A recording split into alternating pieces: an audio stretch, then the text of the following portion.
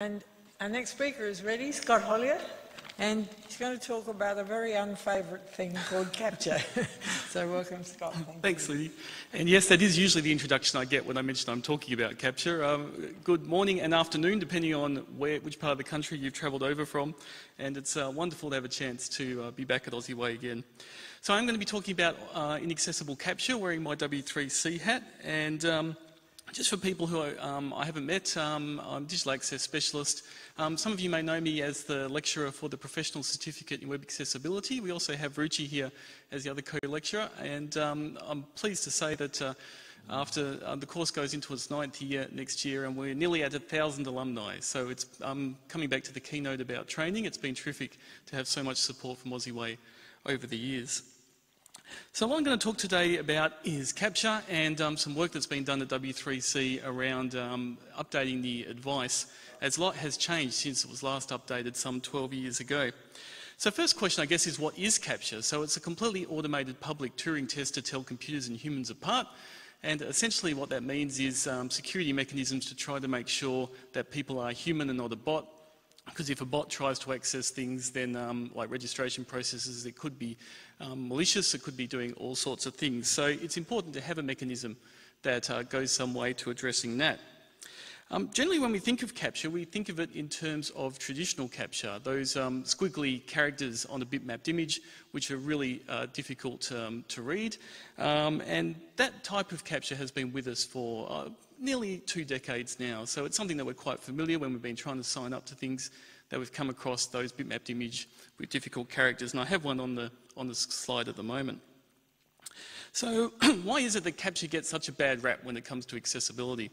Well, to start with, it's not very international. So if you aren't familiar with the English alphanumeric character set, then such as languages like Thai or traditional Chinese, then there's a very good chance that you won't be able to do CAPTCHA. So it's quite a small subset of people that can do it. Then, of course, from an accessibility point of view, it's very challenging. If you have a vision impairment like I do, it's very difficult to read those squiggly character lines. And if you have a screen reader user, it's unlikely you'll pick up the CAPTCHA at all. So I have a little sound sample here of a CAPTCHA with a screen reader. This is from my favourite Chinese wholesale website. I like retro gaming. They're very cheap Gallagher t-shirts if anyone's interested. And I'll just play a little sound sample with how the screen reader sounds. Email address, editable text. Group, form landmark, password, editable text, group, form landmark, enter the code shown, editable text, link, refresh the image, remember me button. Okay, so what happened is when it got to the CAPTCHA, it just said image. Now that's by design, because if you can appreciate that if the screen reader could pick up the CAPTCHA, then that means that a bot could also pick up the CAPTCHA. So that is actually intentional, but what it means is that for screen reader users, completing this site and buying those awesome Gallagher t-shirts just wouldn't be possible for people using assistive technologies. So a lot of people then say, well, what about audio CAPTCHA? Because usually when there's the squiggly lines that are hard to read, there's also the audio side of things. Well, I have here a sample of an audio CAPTCHA, and they're traditionally very challenging for people with hearing impaired, but I'd be interested to hear how everyone goes in the audience. So let's have a listen to that. Fact. Head. Govern. Have. Draw. This device.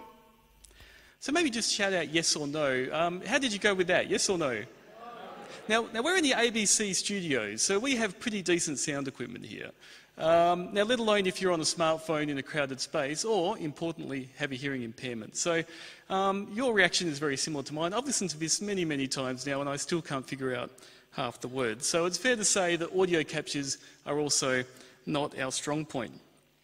So the question then is, what can we do about it? So the last time W3C provided advice on this was 12 years ago, and we've looked to try to update it. So I'm part of a group, and I'll just take a breath to get through all the acronyms.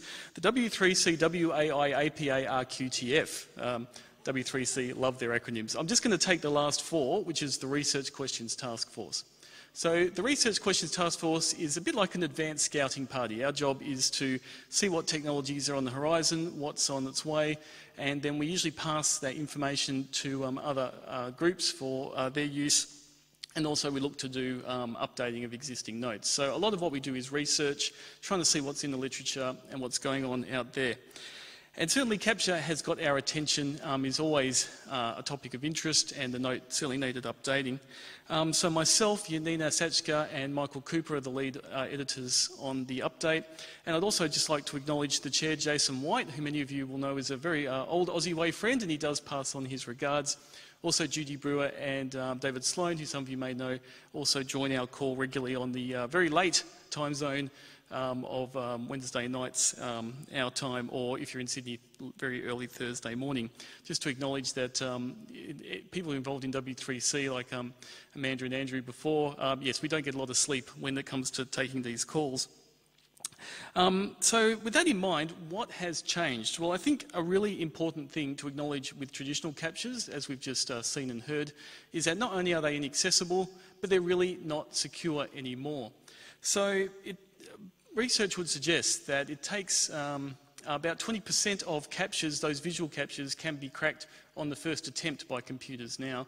And with sustained attempts, that's more like 60 to 70%. So the upshot is that those traditional CAPTCHAs, which we all go, well, you know, I guess they have to be on sites for security reasons, are actually pretty useless now when it comes to security. And based on audio detection technologies, I actually reckon that Google Home will do a better job of that audio capture than any of us can. So it's fair to say that those traditional CAPTCHAs just don't work well anymore. So with that in mind, what are our options? Well, there's a few. There's the reCAPTCHA, and I'll come back to that in a minute. There's also the use of federated identity. So a lot of us will know our security through, say, Microsoft or Apple or Google, when we have a lot of devices registered with them, and so they can figure out not only if we're a human, but also that we are we. And what I've found even recently is that with Google, if you want to change your password on one device, it will often say, do you have this other device? And when you say yes, it will send information to that other device to help you get your first device sorted out. So that's a popular way now of figuring out that you are you. Also, biometrics play a big part now with Windows Hello, Face ID, fingerprint scanning and so on. So those are some other popular methods. Also, SMS. A lot of government departments will use SMS to verify your identity.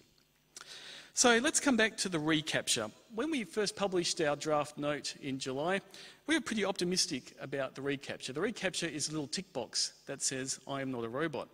The idea is that there are analytics going on behind the scenes so that by the time you tick the box, it's figured out from your movements that you are human. And myself and two others are vision impaired on the group, and we also found anecdotally through research that these seem to be really good with a screen reader, because you could get to the tick box and you could tick it, and it seemed like a great solution. But there's been one really big flaw. And I've got a little clip here from the Big Bang Theory, and they sum it up much better than I can. Hi. All right, got his enemies list. Ooh, he updated the interface. You can search by first name, last name, or length of grudge. So is Tam on it? Let's see. Yep, right here. Tam Wen. Great. What did he do? Hold on, I have to agree to the terms of service. No, I'm not a robot. Okay, which of these are plants? And we're in. Now, I don't know if you saw what the problem was there. The problem is that with reCAPTCHA, yes, you tick the box, and in theory that should be everything you need to do. But what's happened recently is Google changed its analytics approach. So around the middle of the year, it toughened up that check quite significantly. And assistive technology users are now reporting that about 95% of the time, when they do tick the box, it immediately defaults to another type of CAPTCHA, usually the one where you, like I've got an example on the screen here, where you have to choose what's a car, what's a street corner, what's a plant in that example that Big Bang Theory gave. And this is really where the problem lies, that even when you have something that seems like a reasonably accessible CAPTCHA, if it doesn't work, it will default back to an inaccessible CAPTCHA. And the upshot is that that's challenging, and that is happening so often that they can make jokes about it in popular culture. So that's certainly a problem. So where to from here? So at the moment, we do have a draft of our note up on W3C. That was the note we published in July. We're certainly not being as merciful on reCAPTCHA as we were the first time round, and we've received a lot of feedback, including some people from here, like Matt. Thank you very much for the people who did provide feedback to our first draft. And we're certainly looking to tweak it a bit. So I'm optimistic that the second draft should be up on W3C's site before Christmas. And if you keep an eye on w3.org/way for that announcement, we'd love to hear your feedback. So look, that's pretty much it from me. If anyone would like to get in touch, scott@hollier.info, Twitter @ScottHollier. And just on the side note, being vision impaired, sometimes it's a bit tricky for me to try and find new people. If you do see me wandering around, and any other vision impaired person here, we'd love to say hello. So please come and do that. Thanks very much, everyone.